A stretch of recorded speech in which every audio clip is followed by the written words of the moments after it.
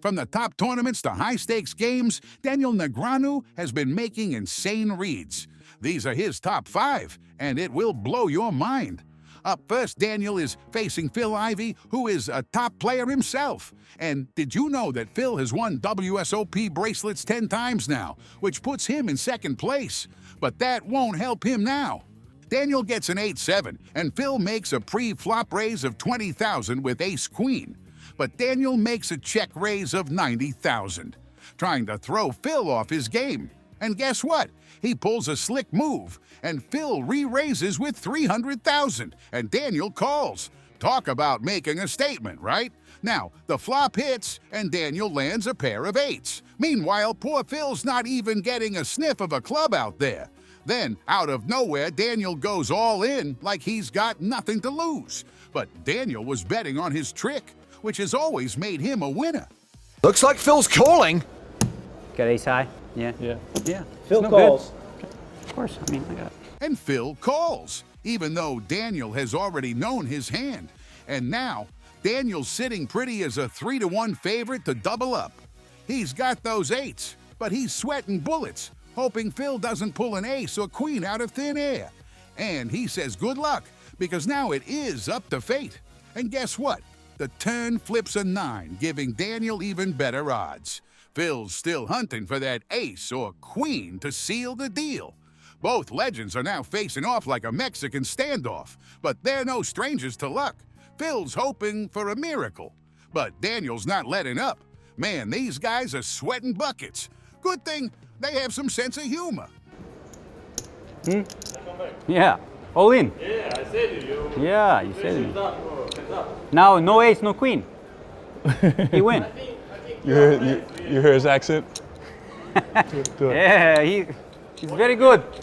Oh, God. I have pair, 8. He is no pair, ace high. I told him, ace high, call anyway. I say, you ace high. He say call. Now you win. Not yet. You see? Maybe an ace or a queen come.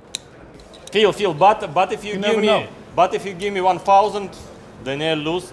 That's it? You my favorite. Okay. You could be bought. You could be bought. Then, boom! The river drops a 6, and Daniel gets away with a full house. Talk about a power move, raking in $165 million like it's pocket change. And you know what's even better? Daniel's now ruling the chip game like a boss. He's loving every minute of it, soaking in the victory. I gotta say, playing against these guys sounds like a wild ride. But hey, that's poker for you, always keeping you on your toes, especially when Daniel's at the table.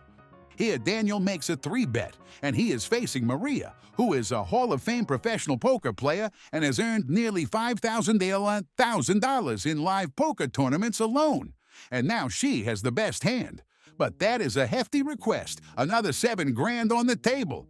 But hey, look at the bright side. Maria's eyeing that flop, and we've got a whopping 54 grand right smack in the pot. The flop gets revealed, and now she is sitting pretty with 9s, an overpair on that 8-high, 2-club board. It's time to make a move, right? So Daniel does, a 30 grand bet. Maria makes the call. Now, Daniel's praying for a king or a 10 to bless his hand, and bingo, there it is, right on cue. But hold up, Maria's not out of the woods yet. She's got herself a shot at a straight draw, which could flip the whole script on Daniel's plans.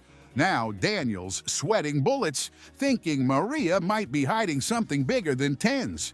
So he opts to check, and so does Maria. Maria's looking kinda nervous, but she decides to play it safe and checks back, and boom, just like that, Daniel's running top 2 pair with his king. Now, the million-dollar question, how much is Daniel going to throw in? 114 grand is already in the pot, which is a little less than what he has left.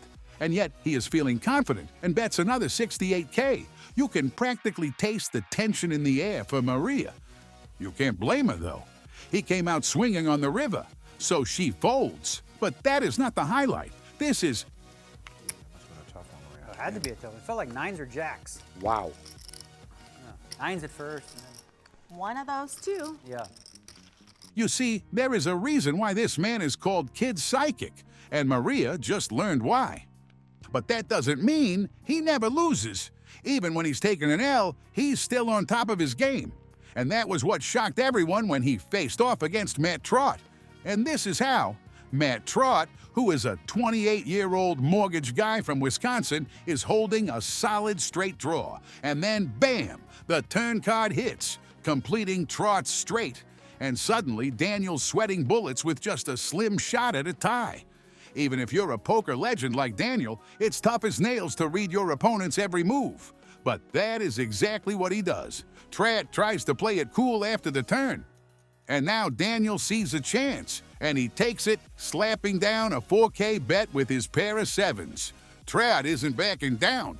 He hits back hard, raising the stakes with an all-in move. Daniel's trying to wrap his head around the sudden change in the game's vibe. He starts piecing it all together, and boom, he's got Trot's number again. So what does he do? I had you on the flop, and you got me on the turn. It's right again. I had you, but then that card changed the leader, I'm pretty sure, right? Couldn't we use Daniel to track down Bin Laden? You had like some kind of 9 in your hand, right?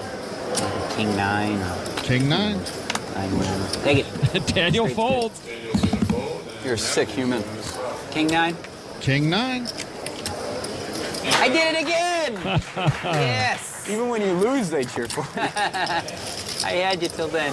Negreanu knows when to stop and when to fold, even when it seems like he has a good hand.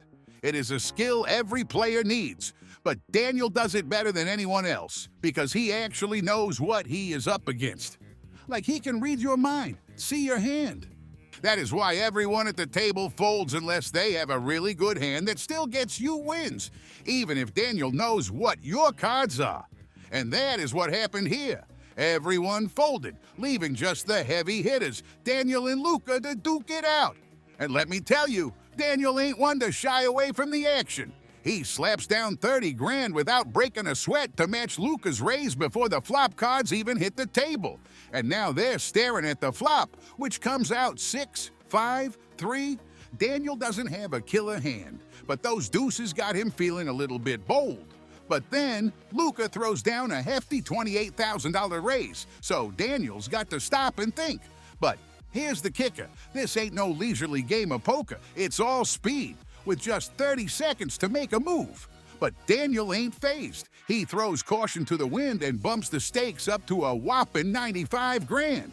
Sure, this isn't scaring off Luca, but Negreanu is playing mind games with him. After Luca checks, a 3 of spades hits the turn, and Luca checks again. Daniel plays it cool with a check too. Then comes the river, an 8, keeping Luca in the lead with his 9s. But he checks, and that looks like Luca's trying to bait Negreanu with that check, and it worked. But Daniel pulls out all the stops. With the pot sitting at a hefty 284 grand, he goes ahead and tosses in a jaw-dropping 400K. Not what Luca was hoping for, so he folds. That, my friend, is the power of Daniel's reputation.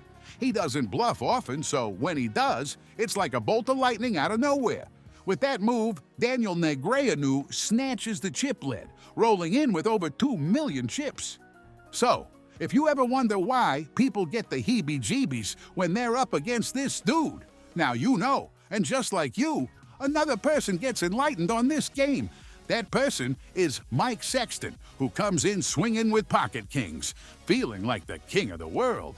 He's throwing down $22,000 like it's pocket change, setting the bar sky high. But Daniel Negreanu isn't one to back down from a challenge. He's eyeballing his queen deuce, thinking, let's see where this goes. And like always, he decides to call, then bam, the flop hits the table, showing a 5-7-6 rainbow. Sexton's kings are sitting pretty, untouchable. Daniel's staring down the barrel of a tough board, but he's keeping his cool, just chilling and checking, trying to read Sexton. Now, here's the plot twist. Instead of flexing his kings, Sexton decides to play it cool and checks too.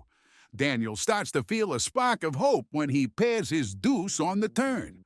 Suddenly, he's feeling bold and tosses $30,000 into the mix, hoping to throw Sexton off his game. Sexton's not ready to fold just yet, so he calls, keeping Daniel on his toes. The tension is so thick you could cut it with a butter knife as they wait for that final river card, knowing it's going to make or break them. Then bam, the river drops another 5, giving Sexton the upper hand with kings up. Now, he isn't playing around, slapping down a fat 50,000 bet, trying to milk every last drop out of his killer hand. Daniel's feeling the heat, but he's not ready to tap out just yet. In a risky move, he throws caution to the wind and makes the call. You might have, like, kings, I guess. It's crazy. He might. 2 kings? That is unearthly. Daniel might be an alien. Time and time again, we hear him call out his opponent's cards. He might have x-ray vision. I just want to see him. Oh, he was going to pay for the information and make the How call. scary is this guy? You have kings? How scary is this, really? Yeah, I thought that's the only hand you could have was 2 kings. At least I called it right. What is that is damping it there now? I didn't have any clue what you had. How's that? I put him on kings and still paid it off. That was impressive, though. That was. Nice read. Yeah. I had no clue what my If it was a nice read, I would have threw it away. But actually, no, it was a fine read, because that's the only hand I thought that... Never mind. Wow. I just paid it to see if I'm playing good, basically. Yeah, but you said kings. Or If if you I'm wouldn't reading have good. paid it, he would have showed you the We're talking about that call at the offices all around America tomorrow. Yeah, give me a confidence boost.